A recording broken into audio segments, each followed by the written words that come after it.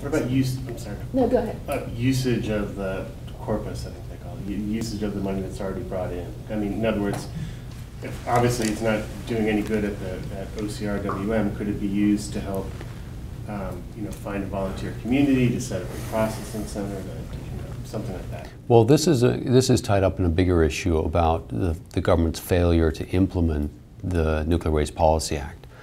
Our view is that the government should be implementing the Nuclear Waste Policy Act. Now, the Nuclear Waste Policy Act does give a variety of, does approve the use of money in the Nuclear Waste Fund for a variety of things, and we're comfortable with that list of things that it's approved for. But primarily, the government should be implementing the Nuclear Waste Policy Act.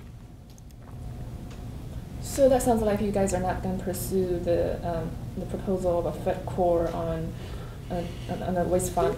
No, to the contrary. What we have come to the conclusion that one of the failings of the used fuel program is the structure used to implement it.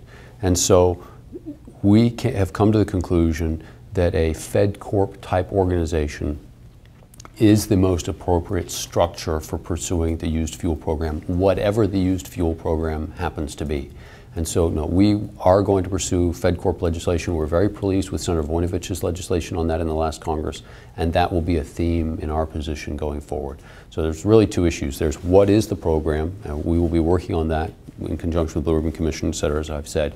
And then there is how to implement the program. Mind you, it may very well be the Blue Ribbon Commission addresses this issue as well. I don't know, but it may not be that it's completely separate.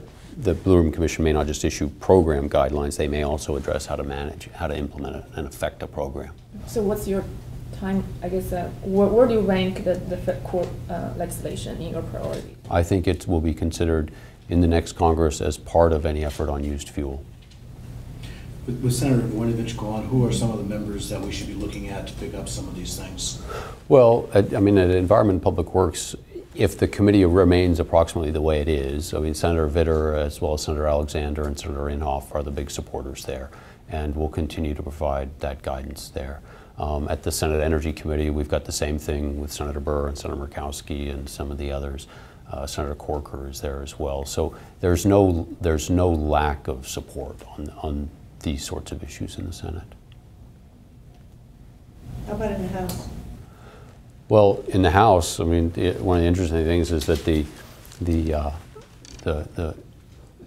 years, not that many years ago, but traditionally the House used fuel legislation was Upton Towns. I mean, certainly in all the 90s and the early part of this decade, it was Upton Towns legislation. And so, of course, Mr. Upton is one of the candidates to either a subcommittee chairman or full committee chairman of Energy and Commerce. Again, I'm cognizant of the fact that it's their decision as to who becomes the chair of that committee. But Mr. Towns is ranking on oversight. So, very powerful supporters of resolving this issue over there. I mean, in the House, there is no lack of support for addressing used fuel. How about among the new members? Do you see big supporters in the new members? That's very interesting. We're going to have to get out and meet with some of these new members. It's a daunting list. There are a lot of new members, and so I'm going to have to take them one at a time and go in and find out. Is it 85? Yeah, it's between the House and the Senate, new members, and those elected just in the last 2 years. It's more than that. I mean, I have it printed out, but it's a long list of people. There's a lot of meetings to have in the next several months. I had addressing maybe fringe issues, what wouldn't traditionally be thought of as NEI's purview, but would affect a lot of your members. One being EPA's clean water or cooling water intake rule.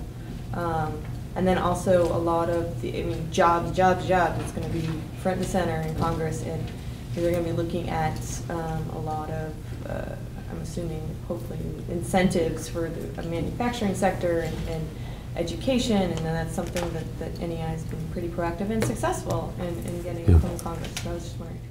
Well, there are a lot of regulations coming out of EPA that affect electricity generation. The NERC report last week indicated that probably the most impactful was 316B. which regulates cooling water intake structures. Our view is that you can't have a blanket policy on cooling water intake structures. There needs to be a site-specific consideration. There are a lot of variables that will affect what the best technology is: cost, the feasibility of permitting and constructing new cooling water facilities.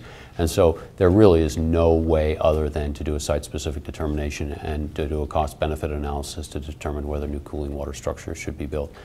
If there is a blanket determination on what to do with 316B, it will have a significant impact upon operations. We expect a number of plants would close because it would be uneconomic to build new cooling towers, and it would have an impact upon electricity reliability. The number of plants being nuclear plants? Of all. Remember 316B, yeah, it applies. Oh yeah, absolutely.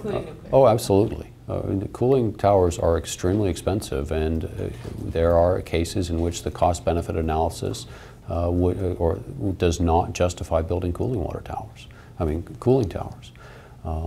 But it's not just nuclear. I mean, it's gas, coal, and nuclear. The NERC report last week indicated that that could be one of the most impactful regulations pending at the NRC right now. At the EPA right now, sorry. And other, I guess, jobs types bills, or are you working on or supporting bills or efforts towards expanding incentives for manufacturing? Well, we are. We were very pleased last week that the Department of Labor classified nuclear jobs as green jobs. All right, so there are all sorts of opportunities for us to participate in this, the enthusiasm about green jobs. I mentioned the 1,300 people we have working at Vogtle right now, but we are ramping up manufacturing and construction at a number of sites, and so some of these tax credit provisions and other things that can encourage those jobs to be here domestically rather than overseas are very important and can make a difference.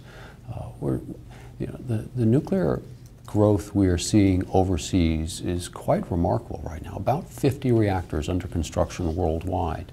And ensuring that the U.S. manufacturing industry grows to support that so that components for those reactors are sourced here in the United States is tremendously important. Those are good, high-paying jobs. And to the extent we can pursue policies that get those jobs here rather than overseas, we're all for it.